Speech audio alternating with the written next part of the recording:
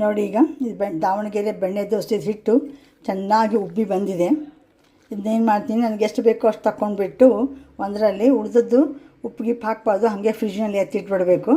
ಆಮೇಲೆ ಉಳಿದದ್ದೇನು ತೊಗೊಂಡ್ರೆ ಮಾಡಲಿಕ್ಕೆ ಏನು ತೊಗೊಂಡಿದ್ದೆ ನಾನು, ಅದಕ್ಕೆ ಒಂದು ಸ್ವಲ್ಪ ಉಪ್ಪು, ಒಂದು ಚೂರು ಸಕ್ಕರೆ ಹಾಕಿಬಿಟ್ಟು ಚೆನ್ನಾಗಿ ಮಿಕ್ಸ್ ಮಾಡಿಕೊಂಡು ಆಮೇಲೆ ದೋಸೆ ಮಾಡೋದು ತೋರಿಸ್ತಾ ಇದ್ದೀನಿ ನಿಮಗೆ. Hi, welcome back to my channel ಡೋ to nature food and more. ಇದನ್ನು ನೋಡಿ ನಾನು ನಾಳಿನ ಟಿಫಿನ್ಗೆ ದಾವಣಗೆರೆ ಬೆಣ್ಣೆ ದೋಸೆ ಹೆಂಗೆ ಮಾಡೋದು ಅಂತ ತೋರಿಸ್ತಾ ಇದ್ದೀನಿ. ಇದು ಎರಡು ರೀತಿಯಿಂದ ಮಾಡ್ತಾರೆ. ಒಂದು ಅಕ್ಕಿ ತೊಳೆದ್ಬಿಟ್ಟು ಅದನ್ನು ಆರಾಕಿ ಪುಡಿ ಮಾಡಿ ಅಕ್ಕಿ ಹಿಟ್ಟು ಮಾಡ್ಕೊಂಡು ಮಾಡ್ತಾರೆ. ಇದು ಈಸಿ ಮೆಥಡ್ ಅಂದರೆ ಇದೊಂದು ತೋರಿಸ್ತೀನಿ. ಅದನ್ನು ಅಕ್ಕಿ ಹಿಟ್ಟು ಮಾಡೋದು ಅದನ್ನು ಒಂದಿನ ತೋರಿಸ್ಕೊಡ್ತೀನಿ ನಿಮ್ಗೆ. ನಾನು ಈಗ ಮಾಡ್ತಾ ಇರೋದು ರುಬ್ಬಿ ಹಿಟ್ಟಿನಿಂದ. ನೋಡಿ, ಇದಕ್ಕೆ ಏನೇನು ಹಾಕಿದ್ದೀನಿ ಅಂದರೆ 3 ಈ ಕಪ್ನಿಂದ ಇದು ಏನಂದರೆ ದೋಸೆ ಅಕ್ಕಿ ಹಾಕಿದ್ದೀನಿ. ಆಮೇಲೆ 3/4 ಉದ್ದಿನಬೇಳೆ ಹಾಕಿದ್ದೀನಿ. 3/4 ಇದು ಅವಲಕ್ಕಿ ಹಾಕಿದ್ದೀನಿ.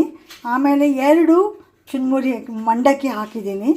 ಆಮೇಲೆ ಇನ್ನೊಂದು 3/4 ಅರ್ಧದಷ್ಟು ಕುಚ್ಚಲಕ್ಕಿ ಹಾಕಿದ್ದೀನಿ.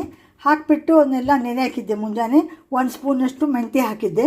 ಈಗ ಅದನ್ನು ರುಬ್ಬಿದ್ದೀನಿ, ನುಣ್ಣಗೆ ರುಬ್ಬಬೇಕು, ತುಂಬ ರುಬ್ಬಿಬಿಟ್ಟು ಇದಕ್ಕೆ ನೋಡಿ ಇದೊಂದು ಸ್ಪೆಷಾಲಿಟಿ ಇದ್ರದ್ದಂದರೆ 1 ಸ್ಪೂನಷ್ಟು ಇದಕ್ಕೆ ಮೈದಾ, 1 ಸ್ಪೂನಷ್ಟು ಅಕ್ಕಿ ಹಿಟ್ಟು ನಾನು ಏನು ಮಾಡಿದ್ದೀನಿ, ಇದು ಹಾಕ್ಕೊಂಡಿದ್ದೆ, ಕರಿಸ್ಕೊಂಡಿದ್ದೀನಿ ಇದರಲ್ಲಿ ನೀರಲ್ಲಿ.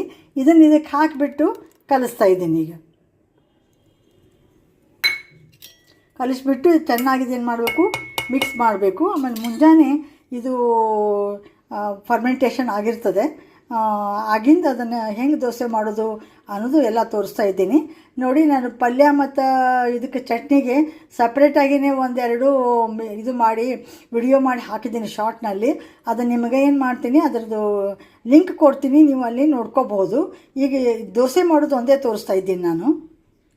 ನೋಡಿ, ಈಗ ಚೆನ್ನಾಗಿ ಫರ್ಮೆಂಟೇಷನ್ ಆಗಿದೆ ಹೇಳಿದ್ನೆಲ್ಲ. ಇದಕ್ಕೊಂದು ಸ್ವಲ್ಪ ಸಕ್ಕರೆ ಕಲರಿಗೋಸ್ಕರ, ಆಮೇಲೆ ಉಪ್ಪು ಹಾಕಿ ಚೆನ್ನಾಗಿ ಕಲಿಸ್ಬಿಟ್ಟು ನೋಡಿ ದೋಸೆ ಹಾಕಿದ್ದೀನಿ.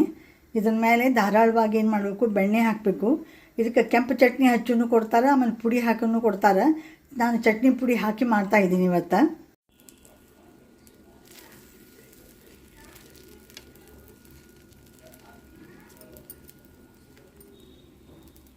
ನೋಡಿದ್ದು ದಾವಣಗೆರೆ ಬೆಣ್ಣೆ ದೋಸೆ ತುಂಬ ಚೆನ್ನಾಗಿ ಬಂದಿವೆ. ಮನೆಯಲ್ಲೇನೋ ಈ ರೀತಿ ನೀವು ಮಾಡ್ಕೊಂಡು ನೋಡಿರಿ. ನಾನು ಹೇಳಿದ ಮೆಜರ್ಮೆಂಟ್ನಲ್ಲಿ ಹಾಕಿ ತುಂಬ ಚೆನ್ನಾಗಿ ಬರ್ತಾವೆ. ನೋಡಿಲ್ಲೇ, ವಾವ್, ಎಷ್ಟೊಂದು ಚೆನ್ನಾಗಿ ಬಂದಿದೆ ಕಲರ್. ಇದನ್ನು ಡಿಶ್ ಔಟ್ ಮಾಡಿ ತೋರಿಸ್ತಾ ಇದ್ದೀನಿ ನಾನು ಈಗ. ನೋಡಿ, ಈಗ ವಾವ್, ಹಿಂಗೆ ಬೆಣ್ಣೆ ಎಳಿತಾ ಇದ್ದರೆ ಬಾಯಲ್ಲಿ ನೀರು ಬರ್ತದೆ ತಿನ್ನಲಿಕ್ಕೆ. ಇದೇ ಮೆಜರ್ಮೆಂಟ್ನ ನೀವು ಮಾಡ್ಕೊಂಡು ನೋಡಿರಿ. ಚಲೋ ಚಾನಲ್ಗೊಂದು ಲೈಕ್ ಮಾಡಿ, ಶೇರ್ ಮಾಡಿ, ಕಾಮೆಂಟ್ ಮಾಡಿ, ಸಬ್ಸ್ಕ್ರೈಬ್ ಆಗಿ. Thank you very much for watching my channel.